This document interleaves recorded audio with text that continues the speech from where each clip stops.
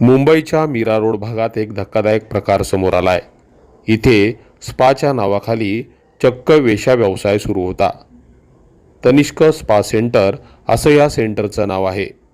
दरम्यान पोलीस पथकाला याची माहिती मिळाल्यावर त्यांनी या स्पा सेंटरवर धाड टाकली आणि वेश्या व्यवसायाचा हा सगळा मोठा रॅकेट उद्ध्वस्त केला। यामध्ये जवळजवळ 14 थायलंड तरुणींची आणि भारतीय तरुणींची सुटका करण्यात आली आहे। या प्रकरणी 3 जणांवर मीरा रोड पोलीस ठाण्यात अनैतिक मानवी तस्करी प्रतिबंधक कायद्यान्वये गुन्हा दाखल करण्यात आलाय।